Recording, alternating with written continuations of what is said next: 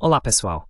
Hoje é quinta-feira, 16 de outubro de 2025, e nossos amigos Richard D. Wolff e Michael Hudson estão conosco. Sejam bem-vindos, Richard e Michael. Join us today. Welcome, Richard, Michael. Bom estar aqui. Olá, olá. Richard, let's start with you and with the reports. Richard, vamos começar com você e com as reportagens que vimos no New York Times, dizendo que Donald Trump e sua administração autorizaram a CIA a realizar algum tipo de operação secreta na Venezuela para derrubar Maduro. E aqui está o que aprendemos com o senador republicano Rick Scott na Fox News. Republican Senator Rick Scott on Fox News.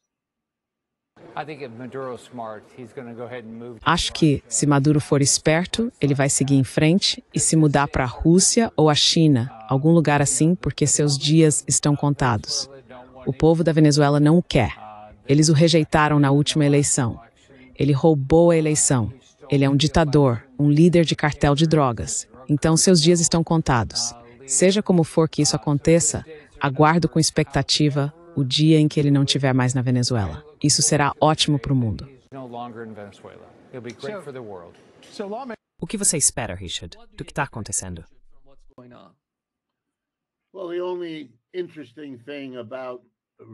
Bem, a única coisa interessante sobre o Rick Scott, e deixe-me dizer, é preciso muito esforço para encontrar algo interessante sobre o Rick Scott. Mas a única coisa interessante sobre a declaração dele foi aquela pequena frase no final, o que for preciso, porque é aí que estamos. E também gostei da forma como a emissora de televisão justapôs a câmera nele, fazendo a declaração, e ao mesmo tempo, no barco, em algum lugar do Caribe que estava sendo alvo do míssil. Quero registrar aqui, os Estados Unidos estão, portanto, envolvidos pelo presidente e com a aprovação de pessoas como o Sr. Scott, em ser a polícia, o exército, o juiz, o júri e o advogado das pessoas que estão executando. Essas pessoas não foram presas. Essas pessoas nunca tiveram a chance de ter um advogado para explicar quem eram, o que são.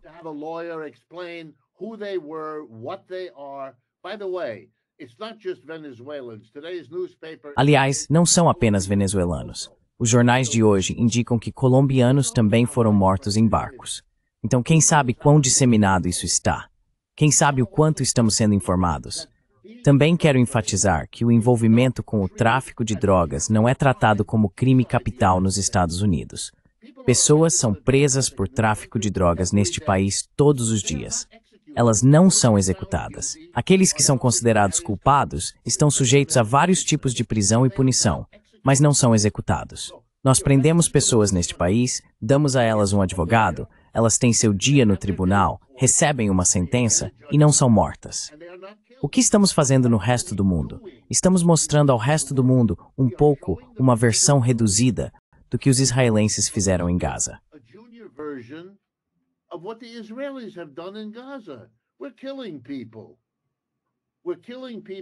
Estamos matando pessoas, pessoas que supostamente estão envolvidas em um crime pelo qual não matamos ninguém em nosso próprio país. Sabe, eu já estou por aqui há um tempo e não me lembro de ninguém ter sido executado nos Estados Unidos por tráfico de drogas. Nunca. Posso estar enganado, talvez tenha havido alguém uma vez, mas isso quase nunca acontece. Então, o que estamos fazendo aqui? Estamos mostrando ao mundo que somos os durões. Sabe, foi isso que as tarifas representaram. Uma grande encenação, mas que não custou a vida de ninguém.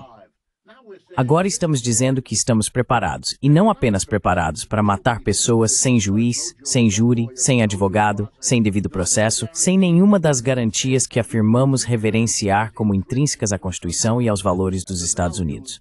Tudo jogado pela janela. Essa é uma declaração notável de se fazer.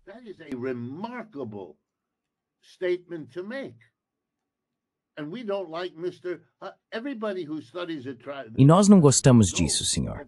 Todo mundo que estuda o tráfico de drogas sabe que o maior problema com as drogas vem do lado do Pacífico do continente, não do lado do Atlântico.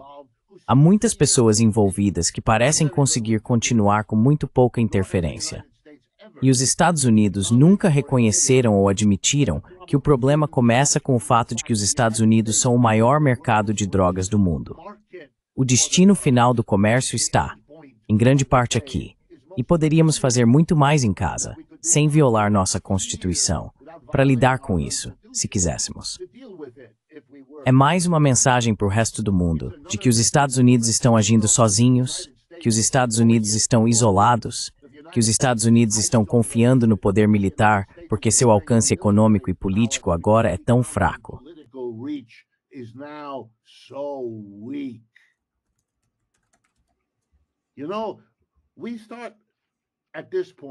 Sabe, começamos por este ponto.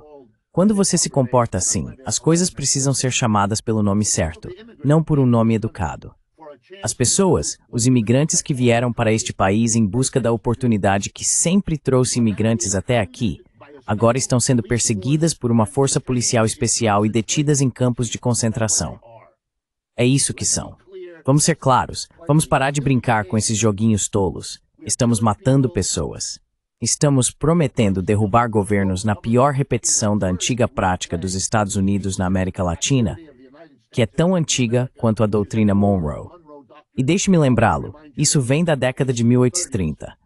O que, afinal, vocês países do BRICS vão pensar, dado o que o Sr. Trump disse sobre eles?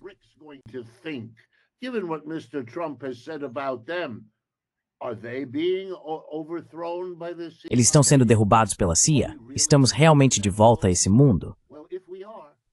Bem, se estamos usando a CIA para ir atrás de inimigos sérios, sabe? Inimigos que realmente podem fazer algo contra os Estados Unidos, a Venezuela não pode. É muito longe, muito pobre, muito pequena.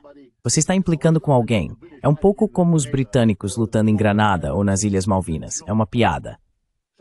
Então, presumivelmente, eles vão atrás dos peixes grandes. Rússia. A mensagem para eles é a isso que os Estados Unidos foram reduzidos agora. Preparem-se para isso. E deixe-me dizer algo aos meus compatriotas americanos. Vocês estão mexendo agora com um inimigo muito mais rico e muito mais forte do que jamais foi. Tenham muito cuidado, porque provavelmente vocês não vão prevalecer.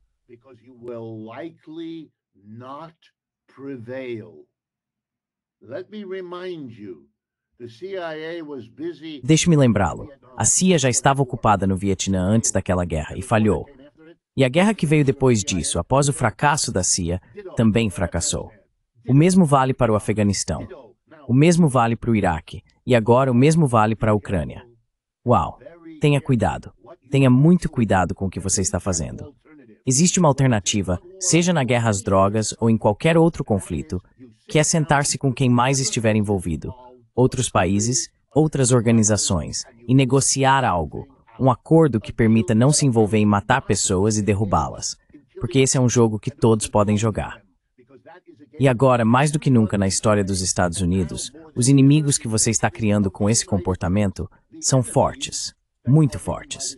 Portanto, isso agora é mais perigoso do que jamais foi, e nunca foi uma boa política desde o início.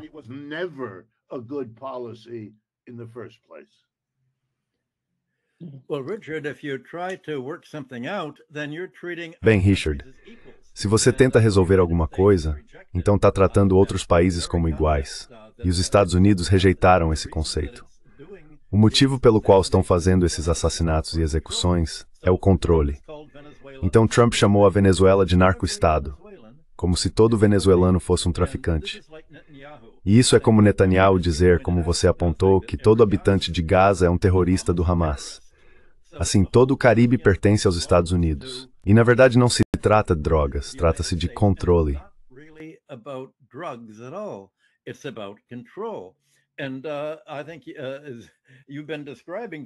E eu acho que, como você vem descrevendo, os Estados Unidos se transformaram em um Estado terrorista. E tem sido um Estado terrorista desde 1945, como um braço deliberado da política externa e interna, sob o pretexto de promover a democracia. O ex-chefe da CIA, Pompeo, disse que a CIA é como a Murder Inc. Ele descobriu que eles vêm matando pessoas em todo o mundo, começando com Patrice Lumumba na África, Aldo Moro na Itália, quando Moro tentou alcançar uma reaproximação com a Rússia soviética. Você sabe o que aconteceu na Líbia com Gaddafi, você sabe o que aconteceu no Chile com Salvador Allende, e toda a série de ações terroristas em toda a América Latina que a CIA iniciou.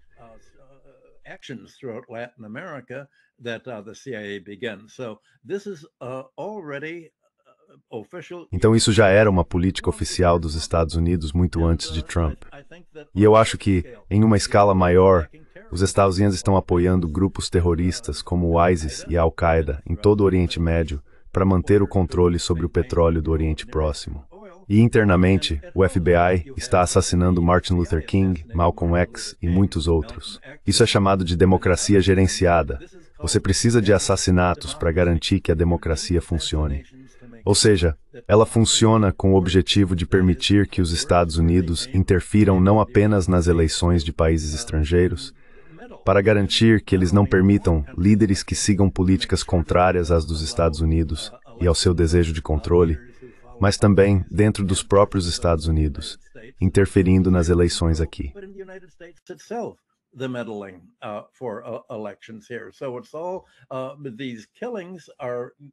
Então, todos esses assassinatos são apenas a ponta do iceberg da tentativa dos Estados Unidos de controlar as políticas externa e interna.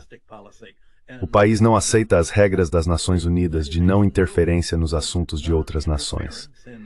Essa tem sido a regra do direito internacional desde a Paz de Westfália de 1848, que estabelece que cada país e cada estado tem seu próprio poder soberano.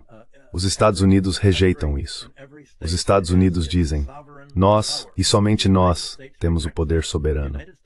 E usam esse poder não apenas para controlar quem serão os governantes e os partidos no poder desses estados, mas também com quais países esses estados podem se relacionar e em quais mercadorias podem comercializar.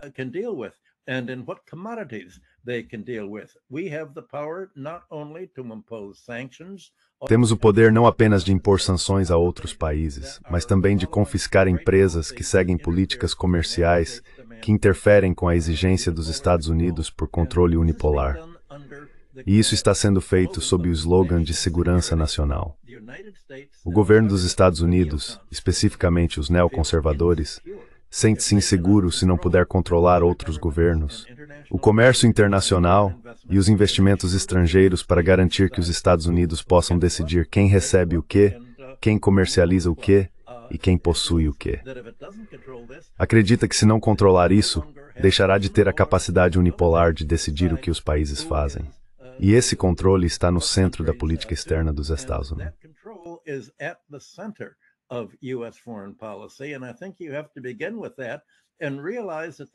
E eu acho que é preciso começar por aí e perceber que essas mortes são simplesmente, bem, no caso da Venezuela, é como matar as galinhas para assustar os macacos. O que os Estados Unidos estão fazendo ao atirar nesses pescadores venezuelanos, e também, pelo que me disseram, em pescadores de Trinidad, é dizer que o Caribe é um lago americano. Nós controlamos os mares. Não temos limites quanto ao que constitui a autoridade dos cidadãos para controlar o mundo. Então, tudo isso é simplesmente um reflexo de um quadro maior que a imprensa e muitos observadores têm vergonha de admitir abertamente. Mas os neoconservadores já deixaram tudo muito claro. Esse é o plano da diplomacia dos Estados Unidos. Você pode usar as próprias declarações dos Estados Unidos como toda a prova de que precisa disso.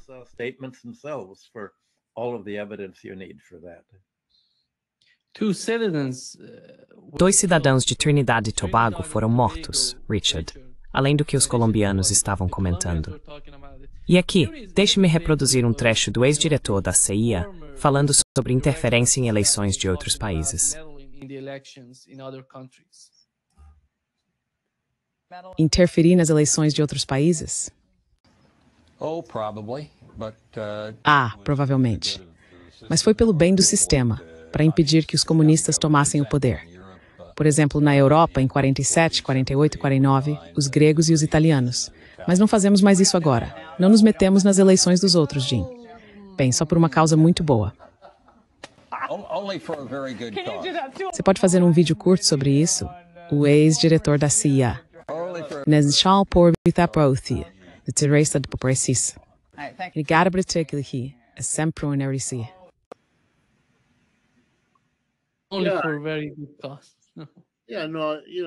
É muito ingênuo, e isso não funciona mais. Quando eu cresci aqui, estudando nos Estados Unidos, onde nasci, vivi e trabalhei a vida toda, nos contavam histórias sobre o que os Estados Unidos representavam e o que eram. E tudo isso precisava ser mantido em segredo. É por isso que temos uma CIA secreta, porque o que eles fazem entra em conflito com o que nos é dito como povo, e é por isso que precisa ser mantido em segredo. Mas quando as coisas ficam difíceis, torna-se cada vez mais difícil guardar um segredo. Parte do que estamos observando é que os segredos, sabe, já não são mais segredo. Aqueles pescadores que saíram agora estão mortos.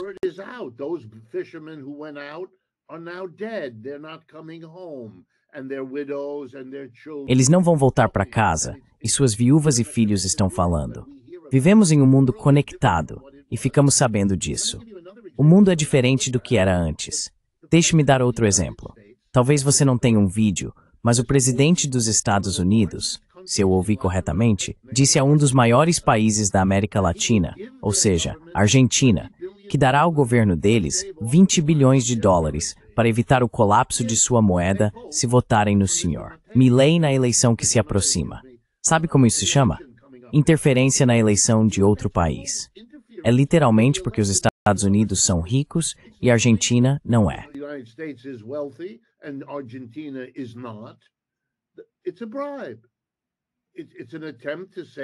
É um suborno.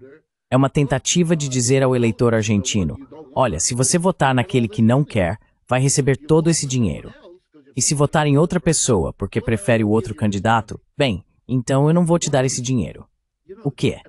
Sabe, quero dizer, nós não sabemos. Legalmente, não permitimos isso neste país, embora eu entenda que o Sr. Musk andava por aí em novembro passado, dando dinheiro a pessoas em vários estados por votarem, ou algo bem próximo disso. Mas estamos ficando desesperados. É uma palavra que você me ouve usar neste programa e em outros lugares quando falo. Acredito que você está vendo um governo que está ficando desesperado.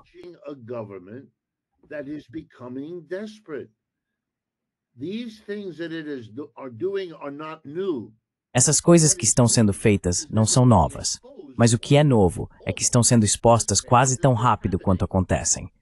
Cada vez mais pessoas ao redor do mundo, cada vez mais governos estão se manifestando sobre isso. O Sr. Maduro não é o único, há muitos outros. Se você conversar com alguém de Cuba, ouvirá uma história de, sei lá, talvez 25 tentativas da CIA de matá-lo ou derrubar seu governo ao longo da Revolução Cubana desde 1959. E agora tudo isso está se espalhando cada vez mais. Considerando a América Latina, essa informação vai se circular e tudo será conhecido em toda a região, se já não for. Michael, go. Quero intervir aqui. Trump acabou de dobrar os 20 bilhões de dólares e disse que está tentando reunir mais 20 bilhões em capital privado. Depois de fazer a declaração que você citou, ele disse: se ele perder, não seremos generosos com a Argentina. Os 20 bilhões de dólares foram gastos para sustentar a taxa de câmbio da Argentina. E isso tem dois propósitos. Primeiro, ajuda os capitalistas de fuga, os argentinos mais ricos, a oligarquia na Argentina. Apoiar a taxa de câmbio permite que eles transfiram seu dinheiro da Argentina para moedas estrangeiras, e eles acumularam uma dívida enorme. E Trump diz que se vocês não votarem no candidato da oligarquia para continuar fazendo isso, então vamos insistir, junto com o Fundo Monetário Internacional, que vocês devolvam esses 20 ou 40 bilhões, mais as algumas centenas de bilhões que o FMI já emprestou.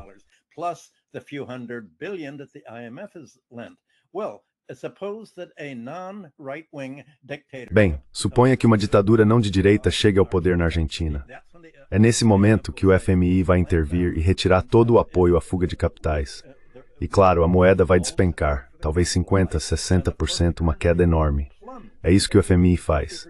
Então, quando o que ele chama de ditadura de esquerda chega ao poder, ou seja, quando um país elege um governo que não é apoiado pelos Estados Unidos, sua moeda despenca, a inflação sobe, o desemprego se espalha, e então os Estados Unidos, as Nações Unidas e o Ocidente dizem: tá vendo? O socialismo não funciona. Só a direita funciona.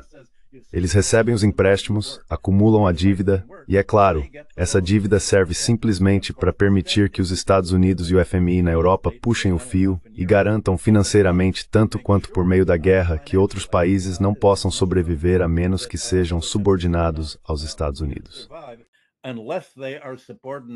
to the United States. I also want to point out, just as a matter of history, Também quero destacar, apenas como uma questão histórica, que a Argentina tem uma oligarquia que está entre os maiores atores desse jogo em todo o mundo. A Argentina contraiu dívidas como quase nenhum outro país. A última injeção de recursos que esse governo de extrema-direita, essencialmente o governo dos oligarcas que permanecem no poder mesmo quando houve Perón, Kirchner e outros, recebeu para se manter foi de 20 bilhões de dólares em abril deste ano. Então agora, apenas alguns meses depois, estamos olhando para mais 20 bilhões de dólares. a few months later, another 20 billion, and yet another 20. Os oligarcas argentinos estão rindo à toa, enquanto os Estados Unidos usam o dinheiro dos contribuintes americanos para permitir que eles convertam sua moeda sem valor, ou prestes a se tornar sem valor, em dólares, para que possam se juntar ao resto do mundo na compra de ouro. Eles também já não têm mais a mesma confiança no dólar que tinham antes. Então, vão fazer um movimento em duas etapas. Livrar-se do peso argentino, pegar o dólar, usar o dólar, comprar ouro e guardá-lo em algum lugar na Europa. É isso que eles vão fazer. Sabe, é uma farsa o que estamos vendo. Um governo de extrema-direita que conseguiu, em muito pouco tempo, se tornar odiado. É por isso que o Sr. Trump está intervindo, porque esse governo de direita deu um tiro no próprio pé e está prestes a ser derrubado pelo povo argentino.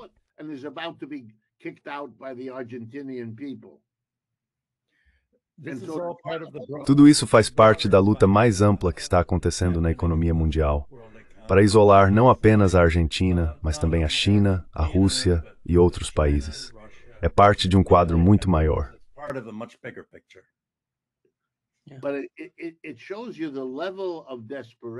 Mas isso mostra o nível de desespero que agora está impulsionando todo esse comportamento.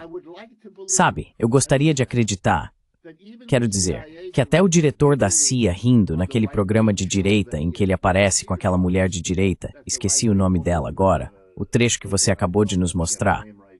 Eu gostaria de acreditar que eles também não querem realmente matar pescadores, ou quem quer que fossem aquelas pessoas nos barcos.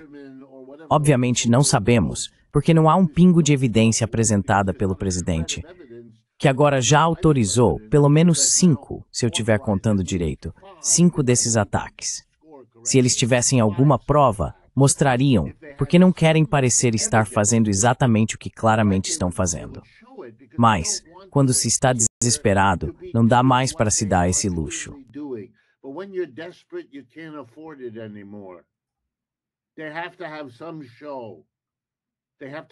Eles precisam fazer um show, provar o quanto são duros. É por isso que tivemos aquele outro momento bizarro, e talvez possamos falar sobre isso. O presidente dos Estados Unidos disse ontem que a Índia concordou em parar de comprar petróleo russo. Ele realmente disse isso.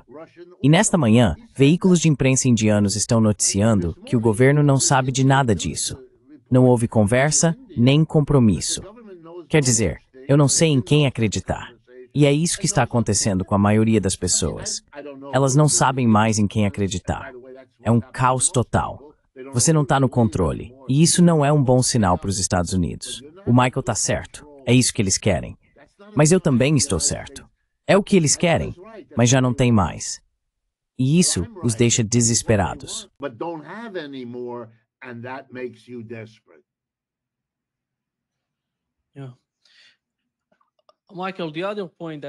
Sim, Michael, outro ponto que Donald Trump mencionou é o caso da Índia. Ele disse que a Índia prometeu a ele que não compraria petróleo russo, o que depois foi negado por autoridades indianas. E não só isso. Scott Bessent disse que o Congresso e o governo estão prontos para impor tarifas de 500% à China se ela decidir importar petróleo e gás russos. Na sua opinião, para onde estamos indo com o caso da Rússia? Where are we going with the case of Russia, in your opinion?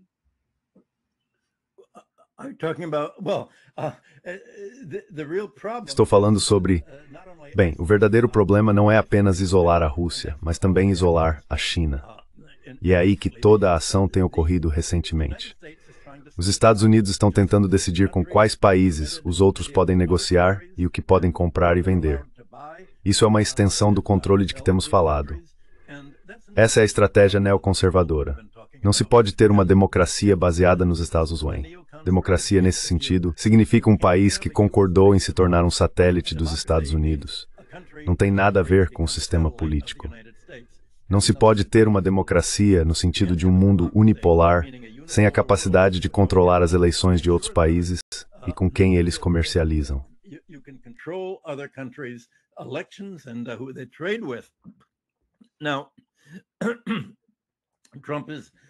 Agora, Trump O ponto principal é que isso vai muito além dos Estados Unidos e das exigências de Trump em relação à Índia. Essencialmente, significa que você está tentando bloquear o comércio exterior da Índia, com as enormes tarifas de 50% já em vigor, e as tarifas altíssimas que você acabou de mencionar sobre a China. Isso significa que você está bloqueando todo o comércio com a China. Se isso fosse realmente aplicado, basicamente garantiria a depressão mais grave que os Estados Unidos já viram.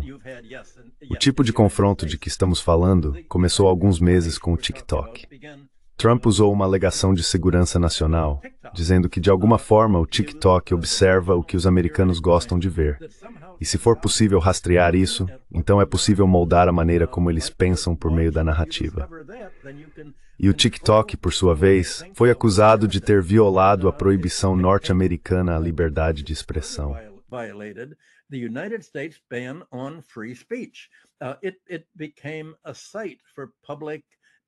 Tornou-se um espaço para discussão pública sobre política. Assim, havia muitos políticos, pessoas ligadas à política e diferentes pontos de vista, tratando-o quase da mesma forma que tratavam o X ou outras redes sociais. Isso incluía críticas ao genocídio e a insistência de que a matança em massa era errada, e isso enfureceu os Estados Unidos. Então Trump disse, é preciso vender o TikTok para um grupo de bilionários sionistas que mudarão o algoritmo para impedir qualquer discussão sobre o Oriente Médio que não seja favorável a Israel. Não pode haver uso dos termos Gaza ou Cisjordânia. Agora é Judeia e Samaria. É preciso controlar o diálogo e a discussão para moldar o que as pessoas pensam, de modo que elejam governos democráticos, ou seja, governos controlados pela aliança de direita entre os neocons. Setor financeiro, 1%, o Estado profundo, o Estado americano.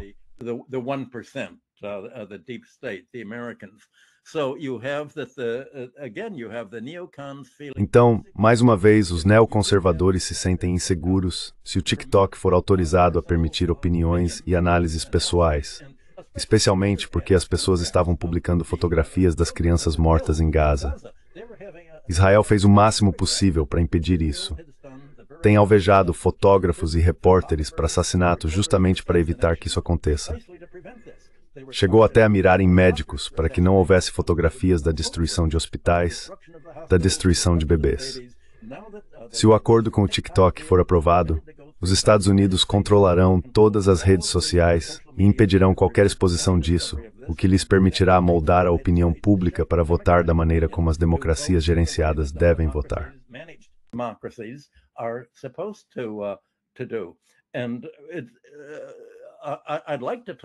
E eu gostaria de falar, eu sei que você tem uma gravação excelente que quero que mostre, mas eu gostaria de falar sobre o que aconteceu há 2 dias, quando a Holanda se tornou o primeiro país, fora dos Estados Unidos, a confiscar uma empresa chinesa sob a justificativa de que ela produzia chips de computador para automóveis na Holanda, uma empresa que havia sido uma subsidiária da Philips.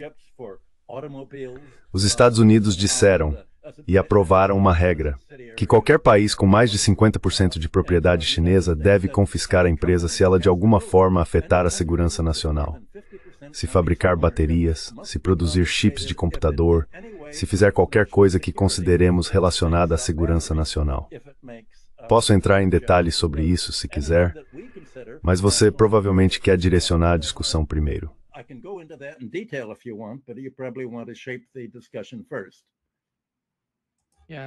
Sim. Deixe-me reproduzir o trecho, Richard, que o Michael mencionou. Scott Bessent falando sobre a China.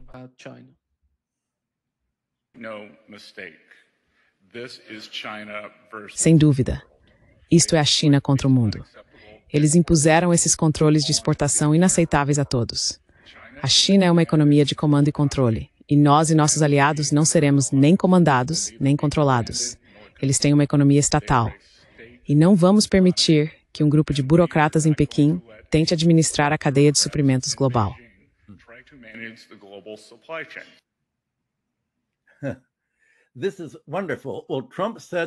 Isso é maravilhoso. Bem, Trump disse que pela primeira vez na história nada parecido com isso jamais aconteceu. E é claro, já aconteceu. O que a China fez foi aprovar uma série de regras que são quase idênticas, palavra por palavra, às que os Estados Unidos impuseram a outros países que lidavam com a China por motivos de segurança nacional. A China está finalmente fazendo com os Estados Unidos exatamente o que os Estados Unidos fizeram com a China. A diferença é que a China realmente não precisa dos Estados Unidos, no sentido de que não precisa das exportações americanas, porque os Estados Unidos não estão exportando nada de que a China realmente precise.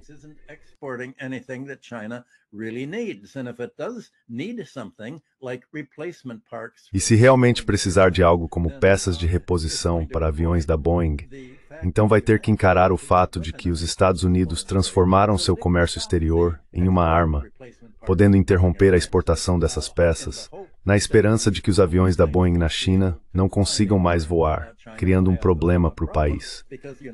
Porque a China de fato desenvolveu seu próprio avião comercial.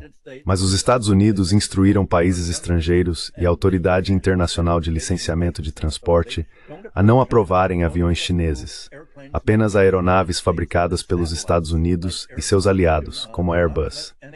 Eles disseram, não deixem nenhum avião fabricado na China pousar, porque ele não tem aprovação oficial dos Estados.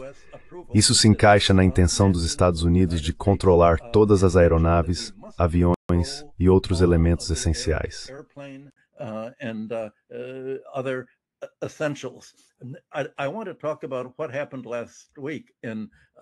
Quero falar sobre o que aconteceu na semana passada na Holanda, quando os holandeses confiscaram a propriedade chinesa de uma empresa chamada Nexperia. O Financial Times tem dado destaque a isso, dizendo que pela primeira vez a Europa, e especialmente a Holanda, se afastou completamente da ideia de investimento aberto, livre comércio e livre investimento. Agora estão dizendo que todo investimento doméstico é controlado pelos Estados Unidos. Qualquer empresa de propriedade estrangeira, especificamente uma empresa de propriedade chinesa, deve ser confiscada. E qualquer empresa chinesa que utilize exportações americanas como parte de seus produtos deve ter seu comércio proibido.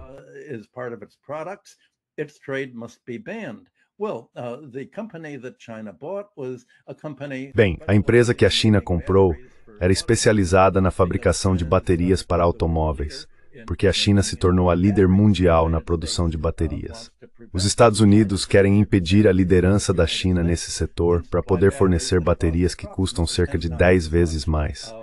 O objetivo é impedir que a Europa use baterias de baixo custo projetadas pela China, para que não possa competir com os carros americanos que usam baterias americanas. Então, há essa empresa de semicondutores e baterias com 12.500 funcionários em todo o mundo, não apenas na Holanda, e tudo isso acabou de ser confiscado.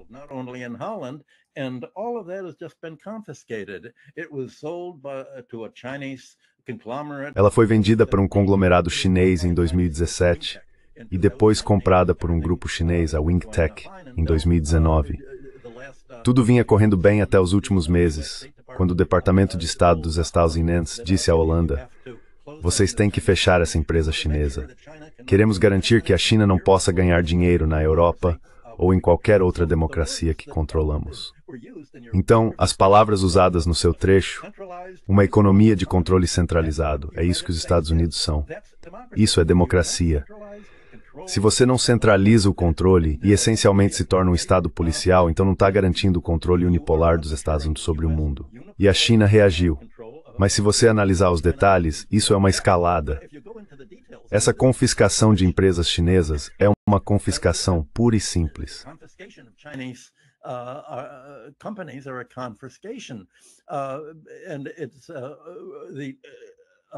E o Financial Times escreveu que a Wingtech representa um marco na evolução da Europa, de um dos blocos comerciais mais abertos do mundo para um cada vez mais preocupado com a segurança econômica.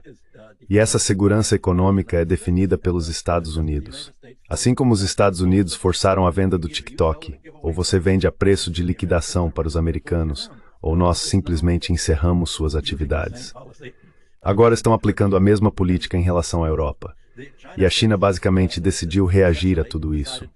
Os documentos judiciais do caso citado pelo Financial Times mostram que Haya, o governo da Holanda, agiu sob pressão dos Estados Unidos para apoiar o controle.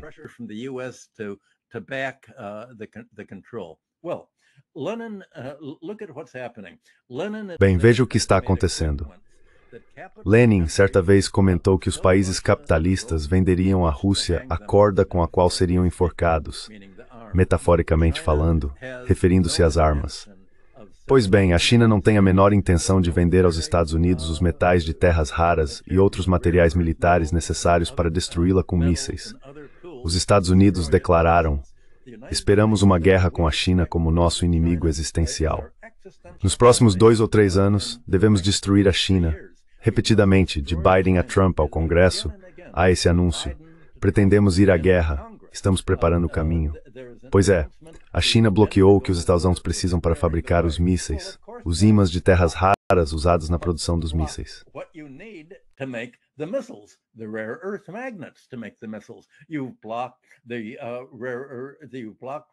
Você bloqueia o que é necessário para fabricar os computadores que guiam os mísseis.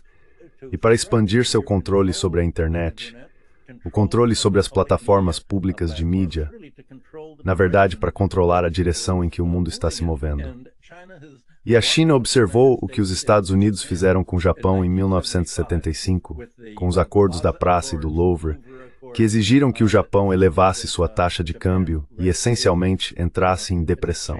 Também viu as exigências americanas de que o Japão pagasse um tributo de 350 bilhões de dólares aos Estados Unidos para ter acesso ao mercado norte-americano, mesmo enfrentando altas tarifas dos CNIs.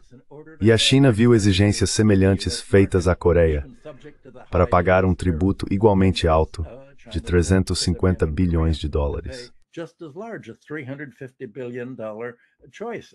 China has no intention of surrender. A China não tem intenção de se render nesses termos, nem de permitir que os Estados Unidos obtenham o que chama de novo equivalente ao controle das reservas mundiais de petróleo. O controle dos alimentos, da tecnologia da informação, da tecnologia de computadores, da tecnologia de chips e da tecnologia de programação. Os Estados chegaram a impedir empresas holandesas de venderem máquinas de gravação de chips para a China. A China percebeu que, se os Estados Unidos mantiverem um monopólio sobre computadores, mísseis, automóveis e tecnologia militar, usarão esse poder para atacar a China.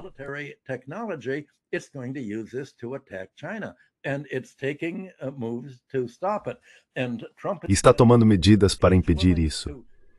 Trump disse que está disposto a criar uma depressão como a dos anos 1930 nos Estados Unidos. Sua ameaça de impor tarifas de múltiplas centenas por cento sobre produtos chineses significa que estamos bloqueando todo o comércio com a China. Isso significa bloquear a tecnologia chinesa. Mas a China tem o que os Estados Unidos precisam para sua dominação militar. Enquanto os Estados Unidos não têm nada de que a China precise, a China vai crescer, os Estados Unidos entrarão em crise. E como Richard disse, este é um ato de desespero, mas é um desespero que vale a pena observar, porque 90% dos americanos terão seu padrão de vida, seus salários e seu poder de compra rebaixados.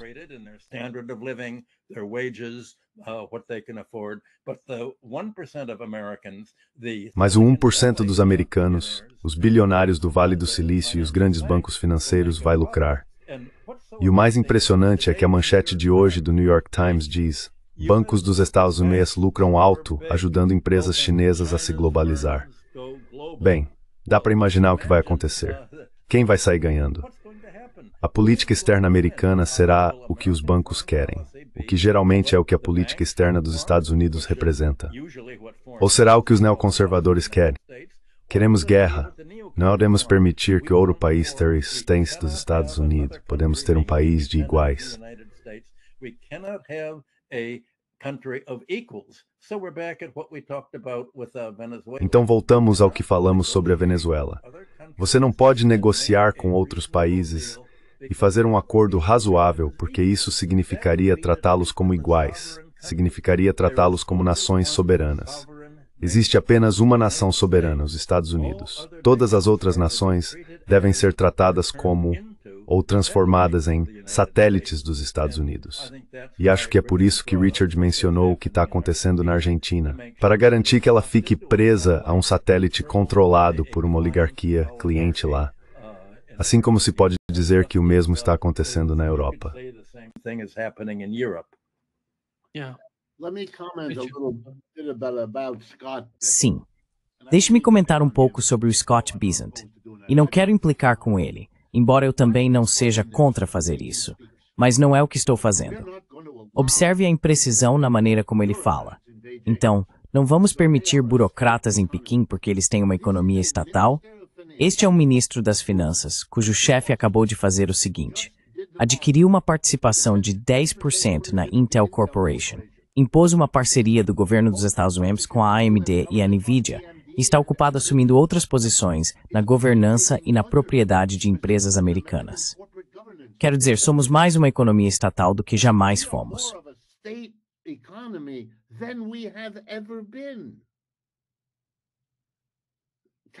As tarifas são a maior imposição de impostos que qualquer governo dos Estados Unidos já fez. Estamos taxando todo mundo. O mundo inteiro está sendo afetado por nós. Porque se você escolhe tarifas, isso é internacional. Você está taxando fortemente o seu próprio povo. Veja como o Sr. Bessent estava orgulhoso há alguns dias, nos dizendo que as tarifas já arrecadaram 60 bilhões de dólares apenas nos primeiros meses. Ele está orgulhosamente dizendo algo que os republicanos de antigamente teriam achado horrível. Eles eram um partido contra impostos. Agora são um partido a favor de impostos. Todo governo que já tomou uma fatia cada vez maior da economia usou a segurança nacional como justificativa.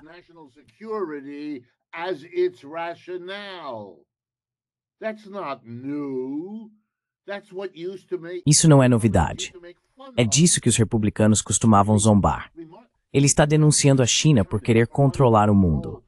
Como Michael corretamente diz, a China está exigindo o que os Estados Unidos sempre defenderam, conquistaram e agora estão desesperados porque estão perdendo. Está com raiva da China por quê? Por querer praticamente a mesma coisa, se o Sr. Bessent estiver certo. Costumava-se argumentar aqui nos Estados Unidos que um regime de livre comércio era a melhor proteção contra a guerra, contra a hostilidade.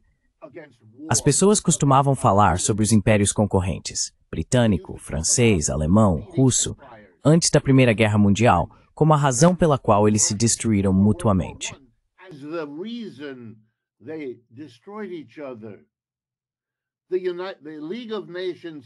A Liga das Nações, após a Primeira Guerra Mundial, e as Nações Unidas após a Segunda Guerra Mundial foram criadas porque os países que usaram a segurança nacional para moldar sua política econômica acabaram entrando em guerra entre si.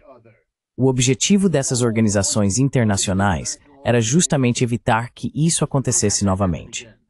A retirada dos Estados Unidos das Nações Unidas, que vem ocorrendo há 20 anos, é também, como deveríamos ter percebido antes, uma retirada de todo esse projeto e um retorno ao Estado de Segurança Nacional, no qual o Estado e os líderes, os oligarcas dos negócios, estão se tornando as mesmas pessoas. Lembre-se de quem estava sentado atrás do Sr. Trump quando ele foi empossado.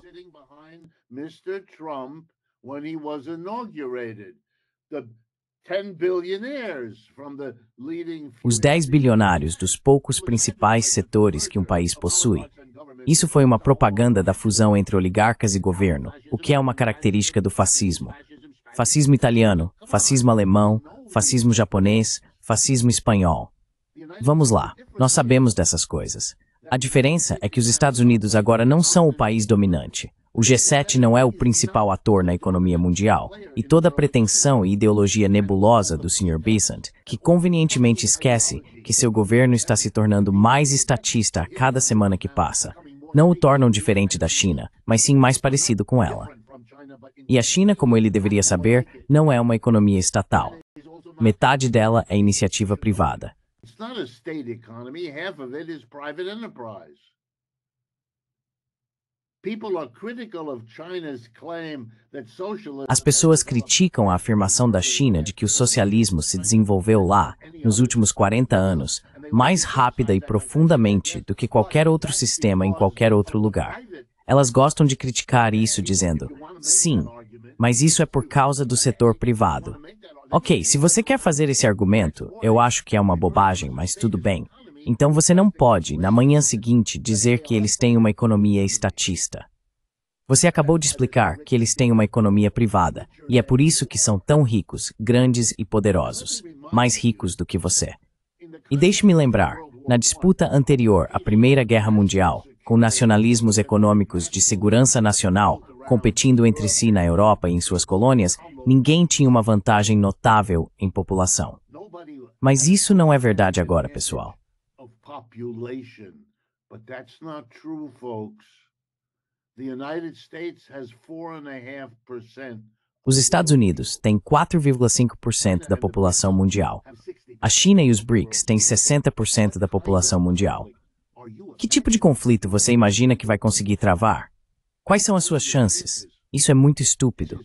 Você deveria estar se esforçando ao máximo para tentar revitalizar as Nações Unidas, encontrar uma forma de o G7 funcionar e de os chineses e seus aliados dos BRICS também funcionarem. O planeta é grande o suficiente para ambos. Ou vamos descer a mais uma guerra mundial, mesmo conhecendo os desastres das duas primeiras. E caso você tenha esquecido, a Primeira Guerra Mundial terminou com a União Soviética. A Segunda Guerra Mundial terminou com a União Soviética mais a China. Percebe alguma coisa? Sabe onde a Terceira Guerra Mundial provavelmente vai terminar? Isso deveria fazer você parar e pensar um pouco sobre o que está fazendo.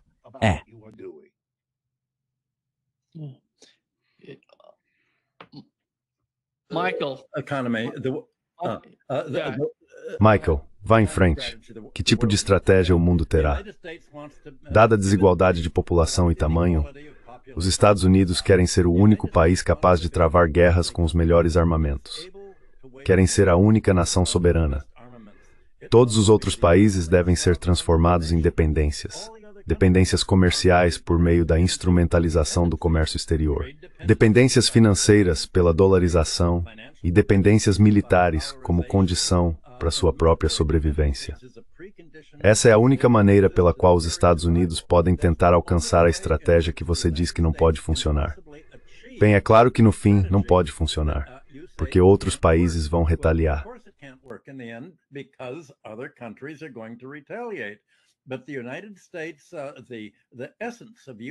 Mas a essência da política externa dos Estados Unidos é incapacitar a capacidade de outros países de retaliar, controlando seu suprimento de petróleo, para que não consigam sobreviver se o fizerem, negando-lhes a propriedade e a produção de tecnologia da informação, chips de computador, eletrônicos básicos, e monopolizando a internet caso não obedeçam.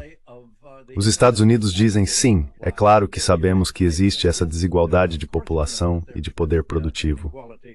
Nós nos desindustrializamos, eles não. Mas ainda assim podemos vencer por meio das políticas que acabei de descrever. Controle total e a narrativa necessária para justificar esse controle. E acredito que a política de assassinatos direcionados, de execuções como as que vimos da Venezuela a Gaza, faz parte dessa demonstração da disposição americana de buscar o controle total, até o ponto de se preparar por uma guerra no Oriente Próximo contra o Irã. Muitos dos que os dados de Nima acreditam ser iminente.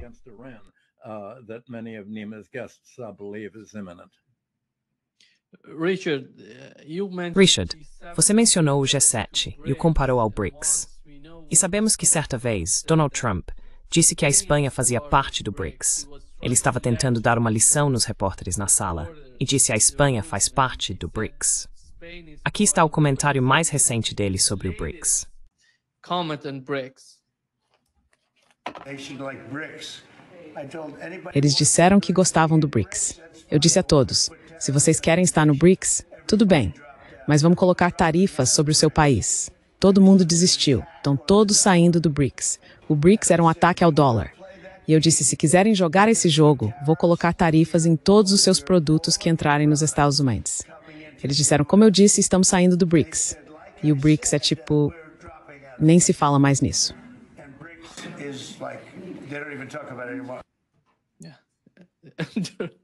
É saindo do BRICS.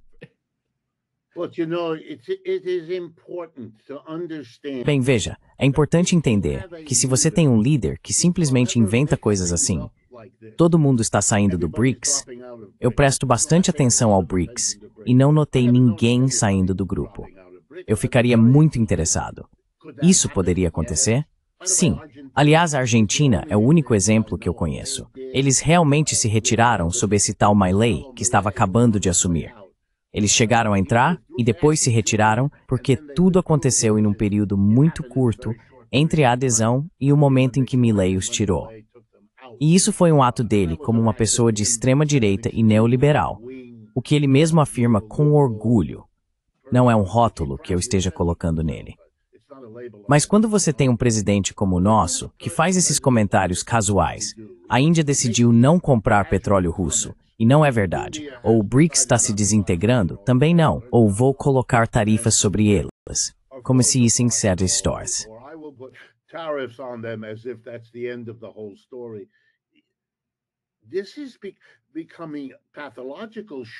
Isso está se tornando patológico, claro, mas é uma patologia que tem um lugar. Ela tem uma origem. Tem um conjunto de apoios. Deve ser levada a sério. Ele não é levado a sério, mas o fato de ele precisar falar desse jeito é um fenômeno interessante, certo? A maioria dos líderes não faz isso. Por que é importante para ele fazer isso? É como fazer a pergunta que deveria ter sido feita quando ele se candidatou pela primeira vez, quando desceu a escada rolante em um de seus prédios em Nova York e fez o famoso comentário de que os mexicanos aqui são todos estupradores e assassinos, o que ele, é claro, depois tentou amenizar. É preciso perguntar, por que uma personalidade que aspira a ser político diria coisas tão absurdas? Porque no nosso ambiente há uma necessidade disso. Ele está atendendo a uma necessidade. Seus instintos dizem isso a ele.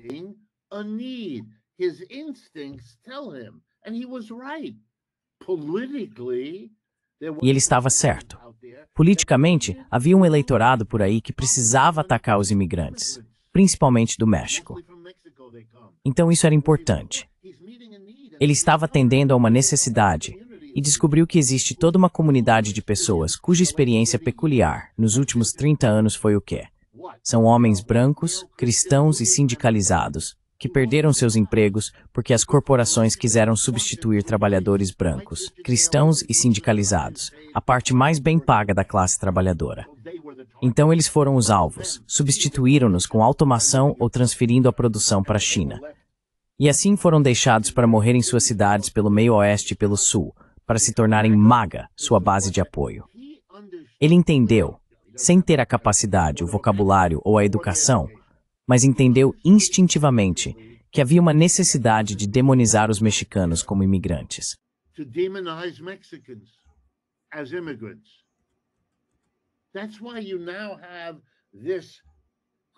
É por isso que agora existe essa comunidade fundamentalista cristã aplaudindo os campos de concentração para crianças imigrantes, o que viola seus próprios compromissos cristãos. E em algum nível, eles sabem disso, mas são tão carentes. Quero deixar isso claro. O Sr. Trump demonstra carência ao dizer isso. Devemos entender, porque é importante, qual é a necessidade por trás dessa rejeição aos BRICS. E a necessidade?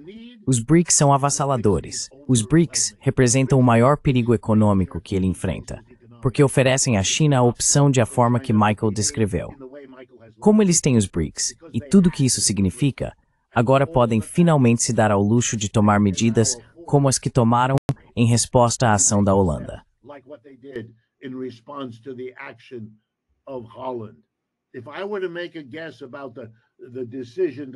Se eu tivesse que adivinhar sobre a decisão de reter as terras raras, acho que Michael está certo.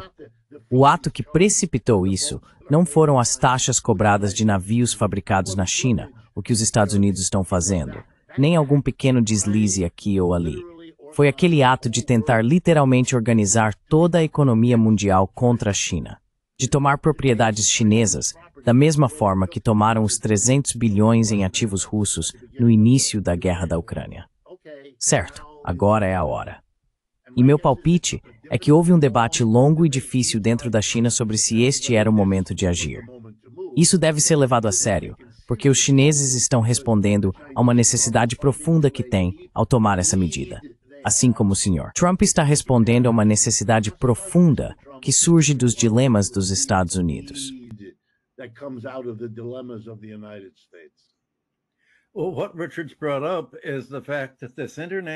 Bem, o que Richard levantou é o fato de que essa guerra comercial internacional encontra seu equivalente na guerra de classes nos Estados Unidos e no cenário internacional. É uma guerra não apenas para que os Estados Unidos dominem outros países, mas também para que a classe rentista, as elites, domine o trabalho por meio de políticas que transformam a renda e a riqueza do trabalho em ganhos para si mesmas, na forma de reivindicações de credores, monopólios e privatização do governo para impedir os gastos sociais públicos. Tudo isso vai empobrecer a população. Tudo isso anda de mãos dadas com a guerra de classes internacional para promover o thatcherismo, a privatização, a financeirização e toda a filosofia econômica sobre a qual já discutimos tanto em episódios anteriores.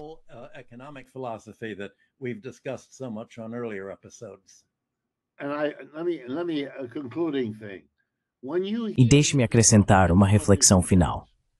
Quando você ouve o Sr. Trump e alguns de seus tenentes, como já está ouvindo e ouvirá ainda mais, falarem que mesmo que isso leve a uma depressão, mesmo que cause sofrimento em massa, trata-se de uma questão de sobrevivência nacional e de segurança, você sabe o que eles estão preparando.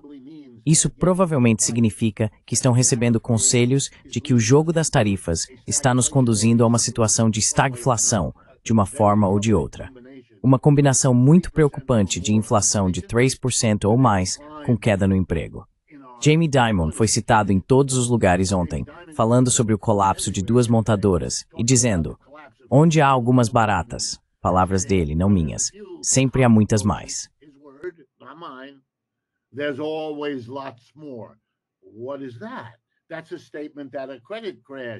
O que é isso? É uma declaração de que um colapso de crédito está em andamento, ou é provável, ou possível. Com tudo o que isso significa, deixe-me lembrar como a crise de 2008 começou. Aquilo também foi um problema de crédito. É por isso que se chama crise das hipotecas subprime. Então eles estão se preparando para levar sua loucura ainda mais longe, até o ponto de uma ofensiva depressiva e recessiva em massa, porque estão convencidos de que esse é o preço necessário a pagar. Claro, sempre pela classe trabalhadora, para atravessar a crise que enfrentam, que é de um mundo que já não está disposto a ser um território colonial.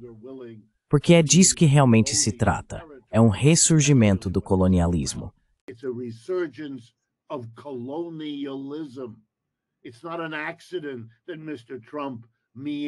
Não é por acaso que o Sr. Trump divaga sobre a Groenlândia, ou o Canadá, ou o Panamá, ou agora a Venezuela.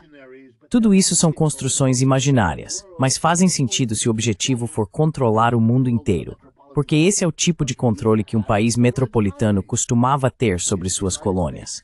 São os Estados Unidos refazendo o fim do Império Britânico, na esperança de reverter o curso da história. Pois bem, eu sou uma das massas do mundo dizendo aos americanos, tarde demais, insuficiente, indisponível. É como explicar aos israelenses que o colonialismo de colonos foi algo que funcionou há 2 séculos, mas não funciona mais. Isso os coloca em uma situação impossível.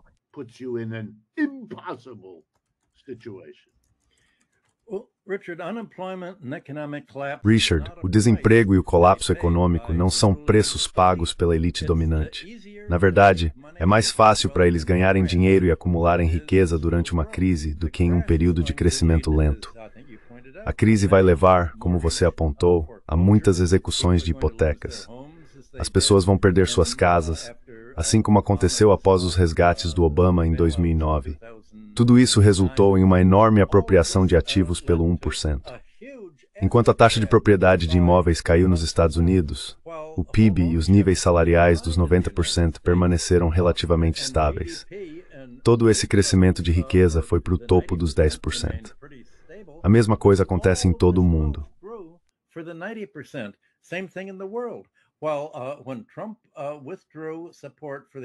Bem, quando Trump retirou o apoio à Agência para o Desenvolvimento Internacional, retirou o apoio ao Departamento de Saúde das Nações Unidas e cortou o financiamento de agências culturais e sociais, a intenção era criar fome e escassez em massa no restante do mundo. Assim como o ataque de Trump ao aquecimento global, destinado a manter a supremacia do petróleo, está causando a elevação do nível do mar, que resultará em destruição em massa. Tudo isso é visto pelos Estados Unidos como um benefício colateral, não como um custo colateral. É preciso perceber que quando algo assim acontece, nem todos perdem. Será um jogo de soma negativa para as economias das nações e para o mundo como um todo, mas uma apropriação de riqueza muito positiva pelo 1%. E os Estados Unidos estão tentando fazer com que esse 1% seja o americano, não o estrangeiro.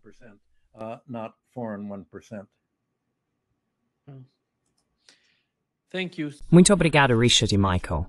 É um grande prazer conversar com vocês. Falo com você novamente na próxima semana. Talk to you next Falo com você na próxima semana. Tchau.